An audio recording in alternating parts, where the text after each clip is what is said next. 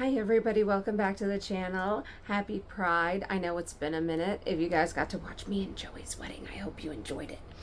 I did. My father and I are both artists. He's a photographer. I do everything I do. Anyway, he and I have a habit of lifting each other up. He makes sure that he's shown all my artwork. He has shared my videos over the years, and now it's my turn. He has given me basically all of the materials from his award-winning television show that he had on the local cable access television channel in Burlington, Massachusetts, starting in 2007. I am slowly restoring them. The sound, just the sound. I'm not changing anything. That I want to keep the integrity of these. They are wonderful. I'm going to start with an episode he did in 2010, and it is basically a question of what happened to the Native Americans in New England. There will be a follow-up episode. This is basically part one of two. All of his episodes were about 30 minutes each, and if I can get them all on my channel, I'm going to. Once I have balanced all of their sound, they will all be without my intros going into the Internet Archive. That's my plan anyway. Fingers crossed I'm able to pull it off. I apologize ahead of time. I did what I could with the sound. It's still staticky in spots. I did my best. So I'm going to hand Adric. I am now going to hand this program off into the past 16 years to my dad.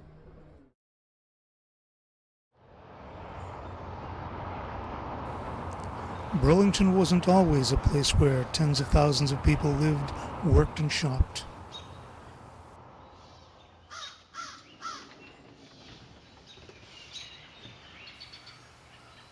Once it was a wilderness.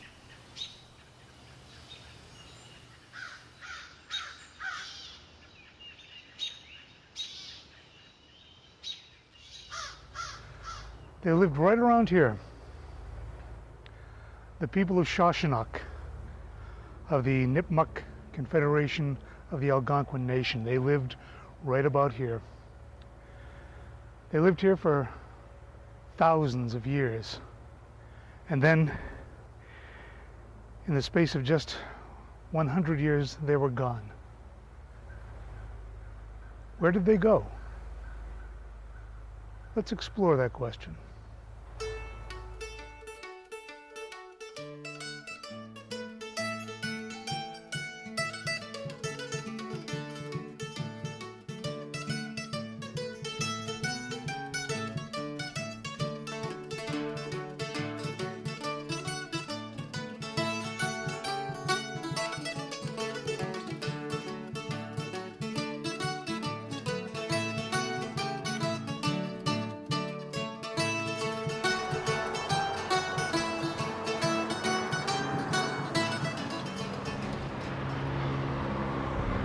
When this schoolhouse was built in 1792, one of the things the students definitely would have studied would have been King Philip's War.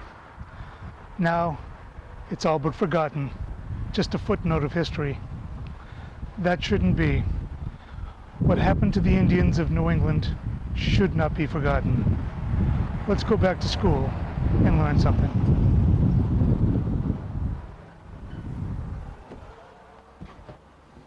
Hi, I'm Mike Trito with the Burlington Historical Commission. This is a show about local history, but tonight I'm going to take a page from Ed Fogelberg's book. The title page, actually, the part that says, part of a greater chronicle. You see, in order to understand what happened here, we need to understand what happened throughout the entire region. Most of what we'll be talking about tonight will be King Philip's War. On a per capita basis, the bloodiest war in American history. I'll be reading a lot from my notes. There are a lot of names, people, places, and a lot of dates to remember. I can't quite remember all of them. and I do want to get them all straight. Truth be told, I'm not an expert on King Philip's War. I'm an armchair historian who's interested in almost any information I can get my hands on. The reference material I'll be using tonight is available to anyone listening to me for free. Mayflower by Nathaniel Philbrick. King Philip's War by Eric B. Schwartz and Michael Toglas. New England Encounters, edited by Alden T. Vaughn. All of these are available at the Burlington Public Library. Other material is in the public domain. It's free, it's available online. You can download it. For example, King Philip's War by George W. Ellis and John E. Morris. The Short Histories of King Philip's War by Increase and Cotton Mather. You might also search for the works of Samuel G. Drake. Drake was one of the main people at the New England Historical Genealogical Society in the 19th century. He annotated a lot of the books that are, again, available online for free. They are in the public domain. The History of the Great Indian War in 1675 and 1676 by Thomas Church. He's the son of Benjamin Church, and we'll be talking about him later.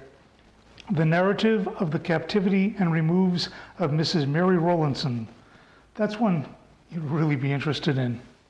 This, along with various postings and articles that are available, again, online. To begin with, let's set up some definitions of the people we're going to talk about. I think it's well that we understand the words we're using. For example, a sachem. A sachem, or sachem, I've seen it pronounced both ways, is the leader of the different tribes of New England. Now, a sachem would be considered more than what we normally refer to as an Indian chief. A chief would be elected and cast aside according to the needs of the tribe. A sachem was the ruler of his people. King would be the closest English equivalent word. Then there's sagamore. Some definitions I've read would define a sagamore as the equivalent of a sachem. Other definitions, which I tend to believe defined a sagamore, was a kind of sub-chief, a seer or mystic, a very important person who could easily have led his people in the absence of a sachem. I've also learned that a sagamore could be considered a kind of a war chief, as compared to a sachem who would be a peacetime chief. Then we'd get into the areas occupied by different peoples. The Algonquin was the general name of the people who lived in the northeast area of the North American continent. New England, the Canadian Maritimes, New York State, that sort of thing. This would be the Algonquin Nation. Within the Algonquin Nation, you would find subgroups, confederations of tribes, such as the Nauset, who occupied the area of Cape Cod, Martha's Vineyard, and Nantucket. The Wampanoag, who lived in the area we now know as Plymouth and Bristol County, as well as the eastern portion of Rhode Island. The Narragansett, they occupied the greater portion of Rhode Island. The Pequot Mohican lived in the southeast portion of what is now Connecticut. The Matabesic lived, along with their subtribes, in the greater portion of Connecticut. The Nipmuc lived in the northern portion of Rhode Island and the northeast portion of Connecticut, what we now call Worcester County and western Middlesex County of Massachusetts. And the Massachusetts, who lived in the area we now call Norfolk and Suffolk counties. Because this could cause some confusion, and I'd like to avoid confusion wherever possible, please keep in mind that these are tribal confederations, and most of the Indians would identify more closely with the actual tribes to which they belonged. In order to tell the story as clearly as I can, I'm going to avoid using the actual tribe names and go with the confederations. It's well you should know that there were the Sakonnet and Pokanoket tribes. These were part of the Wampanoag group, and Philip was sachem of the Pokanoket. Among the Nipmuc were the Hassanamisko, who lived around Groton, and the Wamisit people who lived right here in the Lowell, Billerica, Burlington area. For the most part, I'll just be saying Wampanoag, Narragansett, and Nipmuc. As important as King Philip's War was, it seems strange that it exists only on the edges of history as we know it. Even here in New England, it's treated as a footnote. In The Devil and Daniel Webster, King Philip is one of the first names called for the jury of the damned. This is the Peak House in Medfield, Massachusetts.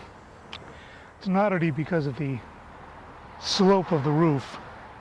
There's no other building in the state with that steeply pitched roof. But there's something else about this. The original building was built in 1651 and it was burned during King Philip's War, 1676. The owner, Seth Clark, got an indemnity from the colony to rebuild this house. He rebuilt it in 1680. This is after King Philip's War, and yet this replacement building is one of the oldest buildings in Massachusetts. I attended high school here in Medfield. I lived on that part of town. The high school is down that road.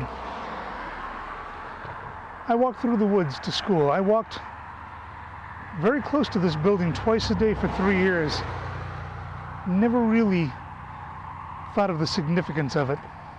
But that tells us something about how little is remembered of King Philip's War, that a building of this significance is now just a wayside curiosity and is held in little regard even by those people who live right here.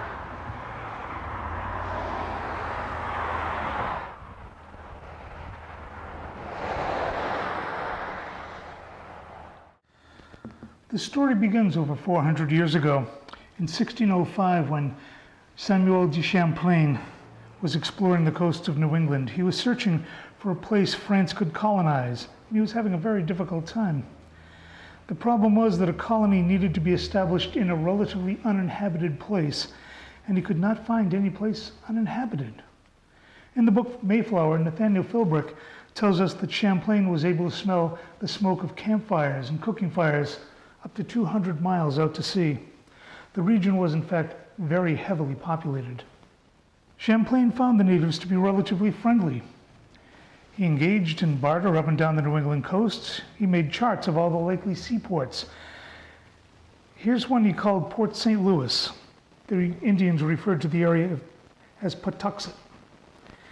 He stopped this expedition later when he encountered trouble with the Indians around Falmouth, where one of his men was killed.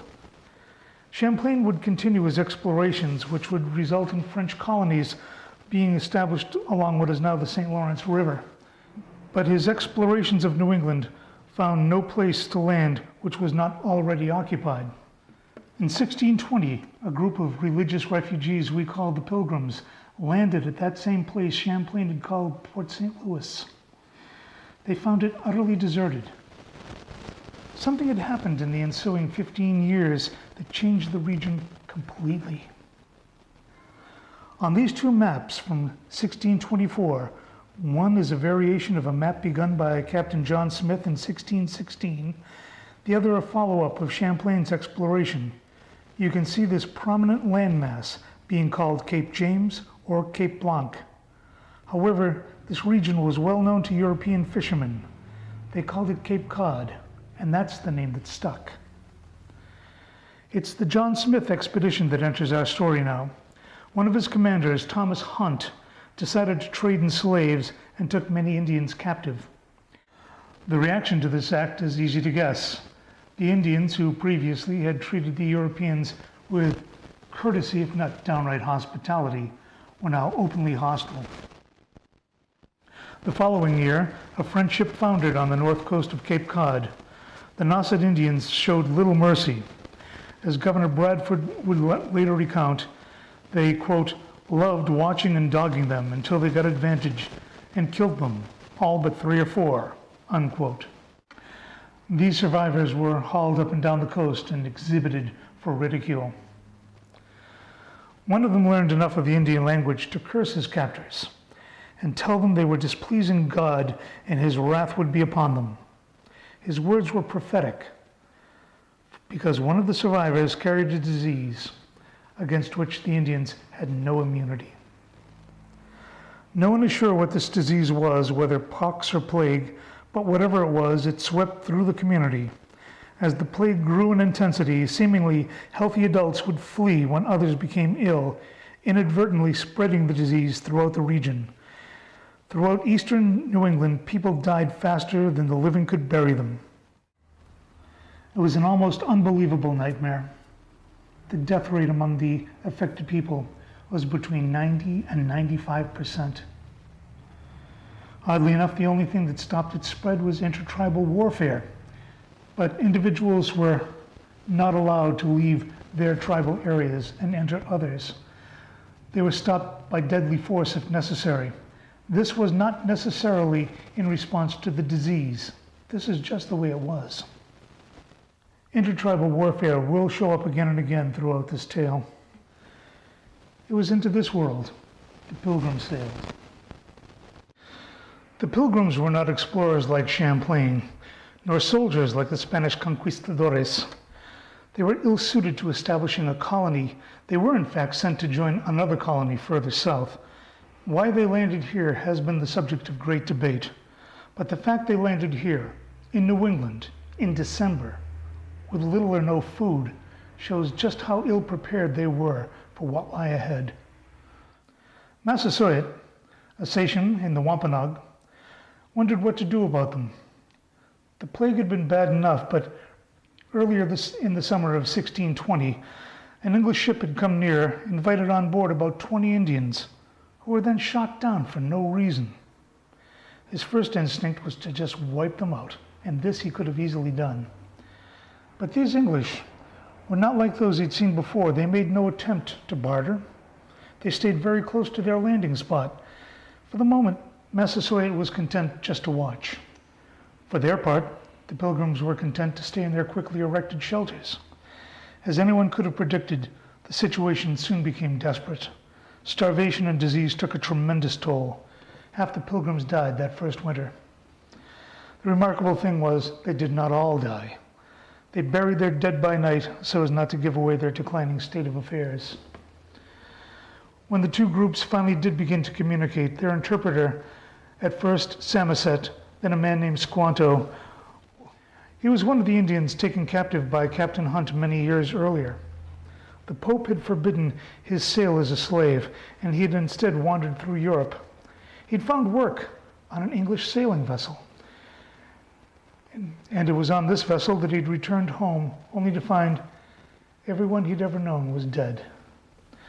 Squanto, it seems, had his own plans to obtain power. He would use his knowledge of the English language to make himself indispensable.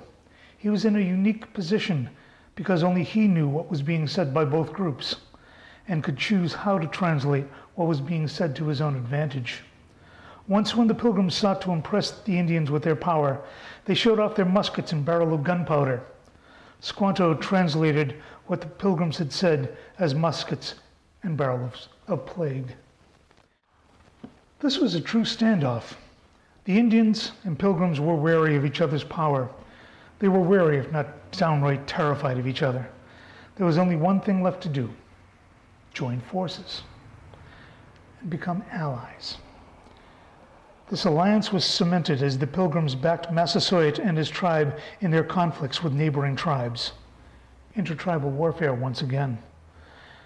Within the next few years, the two communities would become close, and they would remain close for the next generation. But the next generation would be a different story altogether. Massasoit died in 1661. He was succeeded by his sons, Wamsutta and Metacom.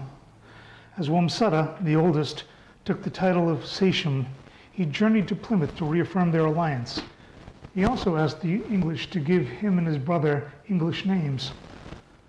I had assumed that their receiving English names was a high-handed method of the colonists to belittle the Indians, but in fact English names were popular among the Indians, and so Wamsutta became Alexander, as in Alexander the Great, and his brother Metacom was called Philip, after Philip of Macedonia, Alexander the Great's father.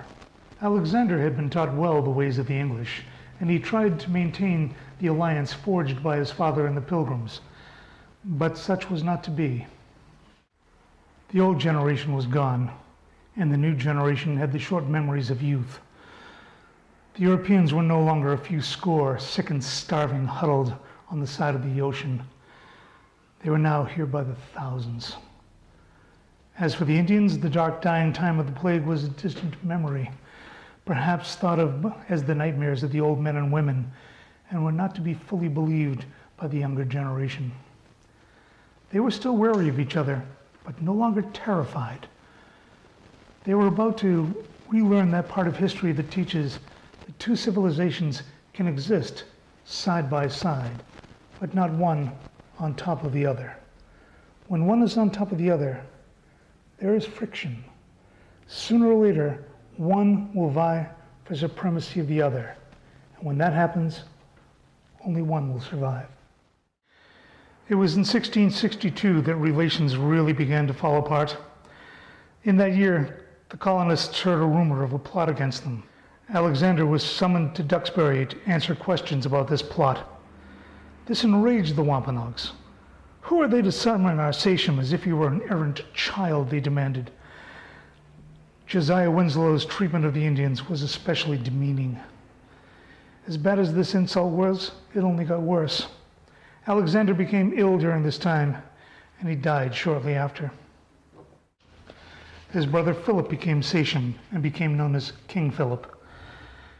Philip did not have the temperament of his father or his brother. He was hot-tempered at best and embittered by the treatment of his brother and of the encroachment by the English on tribal lands. Land sale was a particular sore point with Philip. His people had a great love of iron pots and pans. He had a great love of fine clothing. And the Indians had only one thing the colonists wanted: land. To add insult to injury, Philip too was called in to answer questions about a rumored revolt on his part more than once. Yet even when the rumors were found to be without merit, Philip was billed for the cost of the inquiries, and he had only one thing with which to pay. Not only was a great deal of land changing hands, but the land was being cleared. It was being cleared for farming, driving away the game animals. Philip saw his people's way of life disappearing, his own power eroding. Everything that his tribe had known would soon be gone. The stage was set. The situation was like a powder keg, and it would only take a spark to set it off. And a praying Indian named John Sassamon would provide that spark. The praying Indians were converts to Christianity. Generally speaking, they lived in communities called praying towns. John Eliot, a missionary who translated the Bible into the Algonquin language and worked for the conversion of the native peoples, established these towns.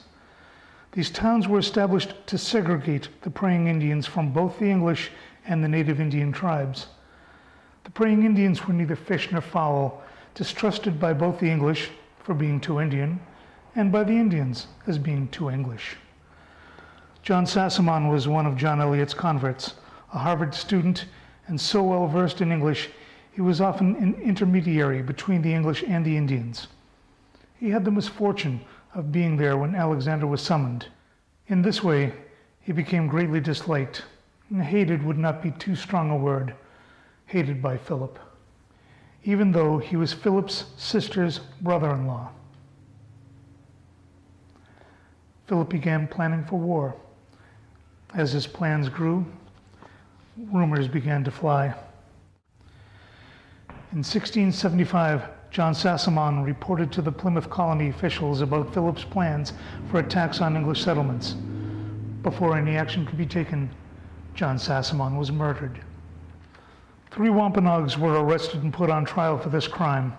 The jury, which included some Indian members, found the 3 guilty, and on June 8, 1675, they were hanged in Plymouth. This at last was intolerable, that the English would try an Indian for the murder of another Indian was just too great an insult to bear. It was nothing short of a total disregard for Indian sovereignty. Hostilities began shortly after the execution. On June 20th, when several small isolated homesteads around the settlement of Swansea were attacked. At first, these were simple harassment raids, with crops being trampled and livestock killed. They went so far as to frighten people out of their homes, 2 of which were then burned. Throughout this time, no English were killed. There's reason to believe Philip wished the English to fire the first real shot. If so, he soon got his wish. On June 23rd, a father and son left the shelter of the garrison and sought to retrieve some valuables from their home. They saw a group of Indians looting homes. The boy had brought along his musket and was urged to fire by his father.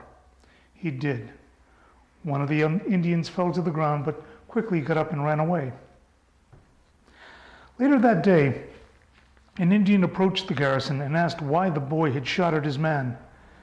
The English asked if the man had died. The Indian said yes. The boy sneered and said, "It is of no matter." Needless to say, the Indian was very angry. The older Englishman tried to calm him down, saying that it was but an idle lad's words. The Indian went on his way, and the English supposed all was well. But the next day the Indians ambushed an English party of men, and 7 were killed. Their heads and hands were found later hanging from trees. Within the next few days, Swansea was destroyed. Several more of the inhabitants, as well as others who'd come to help, were also killed. War had begun. It was to be a war of total annihilation, to remove the English completely. In quick response, troops were sent from Plymouth and Boston. These troops destroyed the Wampanoag town of Mount Hope. At the same time, the Wampanoags eluded colonial troops and attacked the towns of Rehoboth and Taunton before traveling to Pocasset. This was a time when people would have to choose sides, and choose they did. Nipmucks joined with the Wampanoags. There was great relief among the English when the Mohegan Indians joined on the side of the English. Intertribal warfare once again. The war spread quickly. In July, the towns of Middleborough, Dartmouth, and Mendon were attacked. In August, Brookfield and Lancaster. There were few survivors from Brookfield. While looking around for some public domain images to illustrate this talk, I came upon one that caught my eye. It was the sailors upsetting Squanto's canoe. Yet I knew that Squanto had died long before King Philip came on the stage. So I did a little more research and came up with a story that helps illustrate how quickly war could spread in the region. I found the story of Squando, not Squanto, a sagamore of his people. This is from kelscraft.com's Stories of Maine.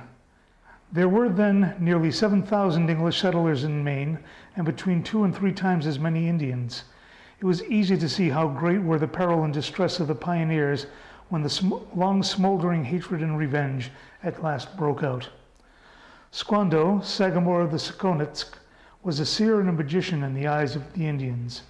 He had counseled a peaceful policy towards the white man, although he declared that God himself had told him the English people must be destroyed by the Indians.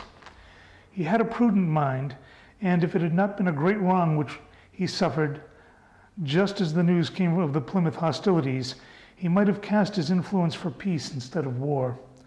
Squando's squaw was paddling along the Saco in a canoe with her baby when some rough sailors in a boat, thinking it would be fine fun to discover whether a papoose could swim like ducks, as tradition ran, upset the canoe.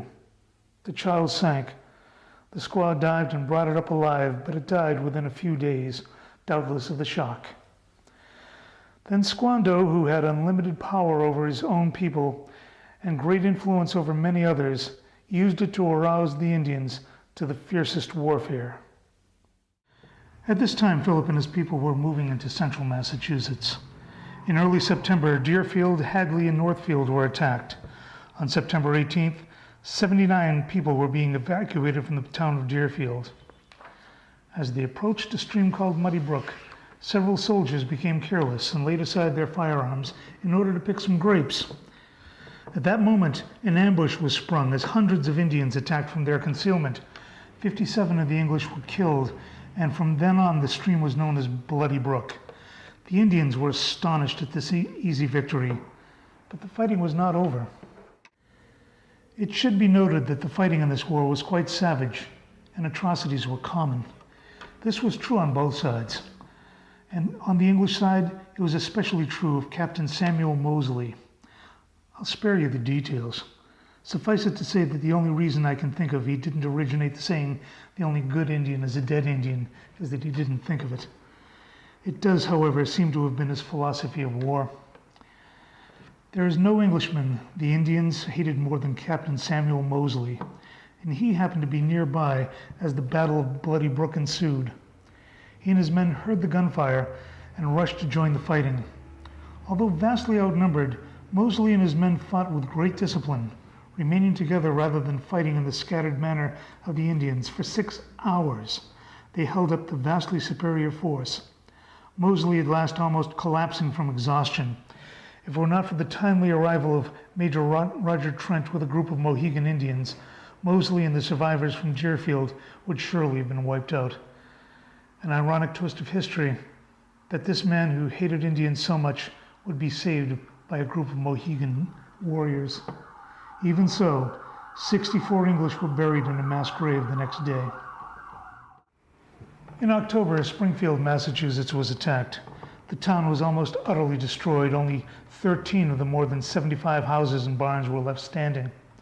John Pynchon, son of the founder of Springfield and the region's military commander, asked to be relieved of his duties. The devastation was more than he could bear. He wrote, "The Lord show mercy on us. I see not how it is possible for us to live here this winter. The sooner we are helped off, the better." The destruction of Springfield was traumatic. From now on, no one was safe. No one could be trusted. Springfield had always had very friendly relations with the Indians, and if Springfield was not safe, there was no safe place. The attitude towards the praying Indians was about to change, and also there would be a marked escalation in this already tragic war. This would have tragic results for both the praying Indians and for a local family. We'll see that next time. And till next time, I'm Mike Trito.